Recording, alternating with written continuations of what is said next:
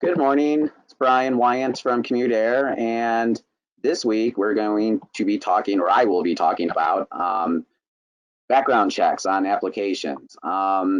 It's more common today when you go to apply for any kind of job that um, they require you, or they ask you, or they tell you that you're going to be having a background check to be able to be considered for hire. Um, just to give you a little background for us at Commute Air, we tell our flight attendants, pilots, anyone that we do require them to have and get a background check. It's basically paperwork that they need to sign off on. And then we have a third party company that goes and reviews and goes back and checks on their history. This first slide, difficult criminal background checks or questions. A lot of people are like, hey, in a past life, I made some mistakes.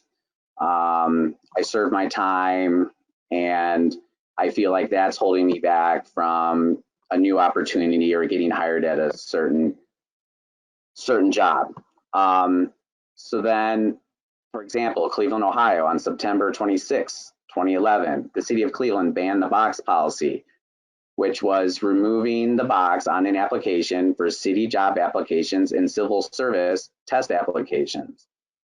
The background checks will only be performed on those applicants who become finalists for the position. So that meaning like you're not going to get it right then when you apply, so there's no bias. But then if you do move up and get to an interview, maybe before the interview, they would ask if they could run your background. Which leads into the next slide, which is second chance hiring. And this is a new trend now. So this first bullet point, hiring people with criminal background and eliminating obstacles to those efforts is building momentum along policymakers. Guinevere Martin, which is an executive director of Dave's Killer Bread Foundation, she is quoted saying that hiring people with felony-like convictions shouldn't be a big, scary thing. And I just know on a personal note, we were hiring, we actually interviewed an individual to be a flight attendant, and she, long time ago, got into some trouble and got arrested. And I think she went to jail for a little bit. But then she served her time, got a letter from the governor saying that she has totally been excused, not excused, but she paid her debt to society and she's good to go. And so she brought all that documentation with her. She told us, and we didn't have a problem with it. I mean, I had to talk to a couple of people at our company, but at the end, it was all good. So this third bullet point, when it comes to evaluating someone's criminal history, first look for content and accountability. So if something has happened in your past, you need to be able to take ownership of what happened and how you learned from that mistake. So once you get to the next level, or not next level, but after your interview, they call you like, hey, we want you to come in for an interview. That's when the hard questions are going to be asked. And like this slide says, what to say during the interview. Keep your answers simple. You don't need to get into this long drawn out, well, this happened, it really wasn't my fault, blah, blah, blah. Just keep it, so almost rehearse it in the sense that have someone work with you and just be like, this is what happened, this is what I got accused of, it is all done, here's why.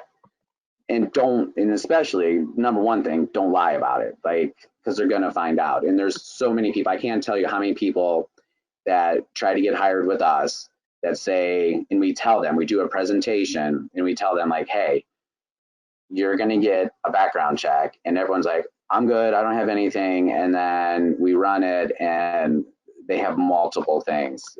Don't lie. We're gonna find out. They're gonna find out. Anyone's gonna find out. Lastly, explain and give examples of how you've changed and grown. That's huge. I mean, no one's perfect. I'm not. I don't, we all have made mistakes in our lives. And if you can show the employer how you have learned and how you have grown since that incident or whatever happened, that speaks volumes to an employer. So this last slide is what type of questions will employer ask. I pulled this off of the Society for Human Resource Management. And so these are the questions that are going to be asked.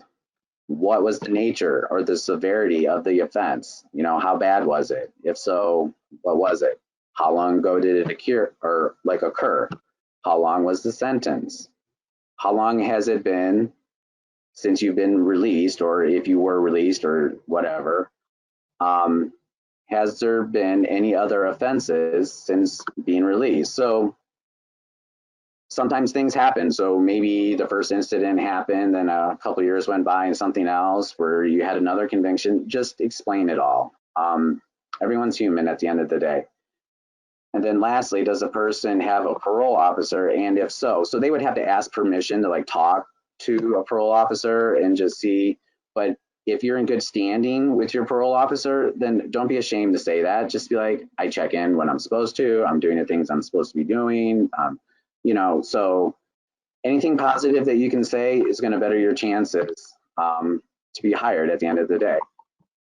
So with that said, I know this was kind of quick, only 4 slides, but I think they're important slides. And if you have any questions about them, myself or Alina will be happy to answer them or find someone that can answer the questions a little more precise. But that is it for today.